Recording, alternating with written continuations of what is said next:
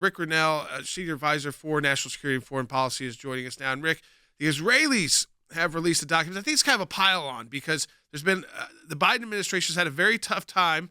I think that's a good thing, getting back into what they want is the Iran nuclear deal, the JCPOA. Part of that tough time is because the Russians are directly involved with it. They don't want to necessarily give the U.S. or the Biden administration a win, and they were also the go-between between the U.S. and Iran. So there's issues there. But I think Israel wants to pile on and make sure while you've got this moment that you don't have some out of nowhere that they announce, oh, we've rejoined this deal. So they've released this new cache of documents going back to 2003 and 2004. That's a decade, more than a decade before the deal ever came together, Rick, where the Iranians now took IAEA documents to figure out how they could cover up their covert nuclear operations. So as a little reminder, Jordan, remember I was the American spokesman at the UN for the UN Security Council issues that the U.S. was facing during that time in 2003 and 2004. We knew this at the time. This was information that we obviously didn't want anyone to know publicly, but we knew to be true. We knew the Israelis found a whole bunch of information in a storage locker that was from the Iranians. This information was a treasure trove of really smoking guns, showing how the Iranian regime was lying and evading the IAEA. Now, the interesting part is that we told the IAEA at the time, and it was really hard to get them to understand the political implications of what they were seeing. Remember that the inspectors are scientists. They don't carry guns. They're not people that go into rooms when they're not allowed to go into rooms. They are literally scientists that are looking for scientific evidence of what the Iranian regime is up to when it comes to their nuclear weapons programs. So you don't have people with political skills trying to understand the implications. But it's clear, we've known for a long time, the Iranian regime has been lying to the UN, and the UN has done virtually nothing. So Iran used stolen documents to deceive the International Atomic Energy Agency, Rick. The Israelis get hold of it, as you said. The whole purpose of it was to build this false narrative that they would use as a cover story. So when the non-existent inspections would take place, they had reasons why certain things were happening. And yet at the same time, the Biden administration, I would take it, knows all this, right? Their national security team knows all this. I mean, my goodness, Neftali Bennett's broadcasting this, live. So I asked the question, why in the world would we be even in the same vicinity of the Iranians trying to get a negotiated deal here when we know that they were deceiving as early as this period of time and have continued to do so? Why in the world would we sit down with them to try to work this through? It makes absolutely zero sense to me. None. Well, you're right. And remember, we knew that the Iranians had lied to the UN and to the IAEA back in the Bush administration. And many people were raising the red flags to say they've lied about enrichment programs. They've lied about heavy water amounts. We knew all of the different areas that they were lying in. But John Kerry, during the Obama administration, kept coming up with excuses to say, well, you put pressure on the Iranians, you put them into a corner, and they have to react. And so during the Obama years, we knew the Iranians had already been lying about where they were when we started, the number of centrifuges. All of this information was a lie. John Kerry knew it was a lie. Barack Obama knew it was a lie. Vice President Joe Biden then knew it was a lie.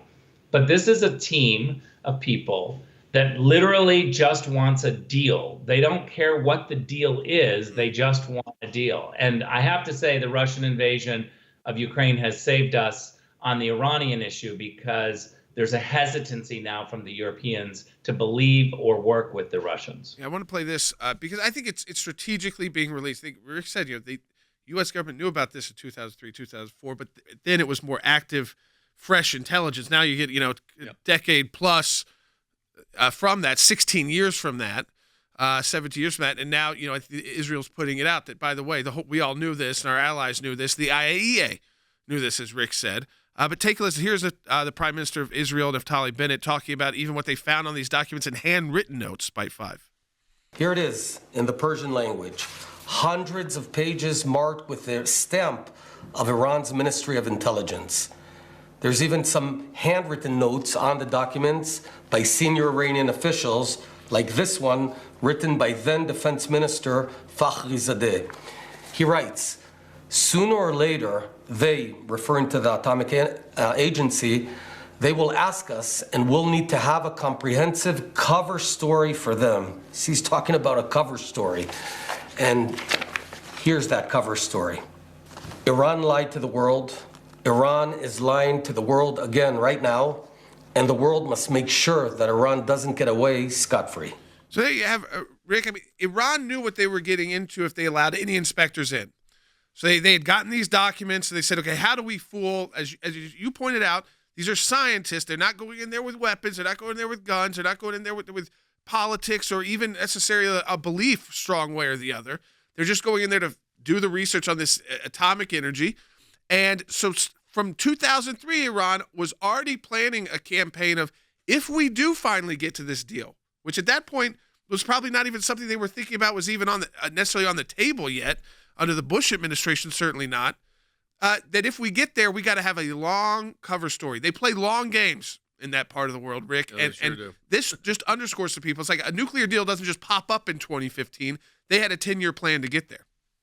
Yeah, I want to make this pretty simple, and I'm going to oversimplify it so that people understand. But the reality is that the IAEA inspectors, who are scientists, will only go in rooms that they are ushered into by the Iranian regime.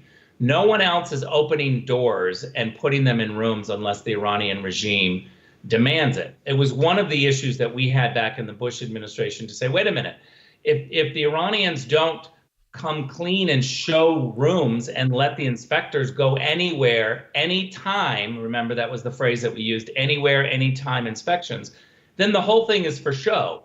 We were bringing back in 2003, we were bringing evidence back to the Security Council to say, they're not being upfront. They're not allowing the inspectors to say, hey, I think something in that room needs to be inspected. And the Iranians were saying, no, you can't go in that room. And then the UN inspectors just said, oh, okay, we won't go in the room. They would come back to New York. They would tell the Security Council, we didn't make it into all of the rooms in areas that we wanted. And then there would be a vote of the Security Council. And what do you think would happen? The Russians and the Chinese would let it go. And so we were in this problem area where we knew they were lying, but they were allowed to by the UN rules and system. Rick, I go back to the same thing, though. The Biden administration knows this. They know that this history of lying, they know this history of cover-up. Now, Neftali Bennett, as I said, is laying it out there. Despite all of that, they're desperate for an arrangement. Now, they may not be able to get it because of what's happened in Russia and Ukraine. But the fact of the matter is, until then, they were desperate through these, third-party intermediaries, governments, to get this resolved, even though they know all of this is fake. Yeah, they knew it. And the worst part about this is the dangerous aspect of allowing the Iranian regime to get weapons. Now, what the Obama team and now the Biden team are trying to say is, but if we're all united against them, then we can stop them going into the rooms. And I say, no, because the UN is not an agency that is ever going to have guns and force their way into areas to inspect. And that's why Neftali Bennett's find, where he shows that the Iranians knew where the IAEA wanted to go, was so valuable, because they knew what they were up against and they just closed areas. We even had one point in 2003 where they brought in dump trucks and literally covered over an area that would have shown a weapons grade program, but they covered it up with dirt, and we saw them and we had all the evidence and nobody cared. That's exactly why we filed the Freedom of Information Act request on the meeting with Zarif and former Biden administration officials. During the Trump administration, we want to know. That's why we are prepared to go to court. And it shows how committed they are. I mean, there's the document. This is the readout from the meeting. But it just showed that even when they were out of government, they were so committed. After President Trump had removed us from this deal, the U.S. too, these U.S. officials who are back in office now, were committed to getting back to this deal. And they're obsessed. They were kind of obsessive over the deal. Yep. And so they went to go meet behind the back of the Trump administration, go meet with the Iranian ambassador at his residence in New York, as it says, in 2018 to talk through these issues in case they come back to power. So, Rick, I appreciate you joining us as always.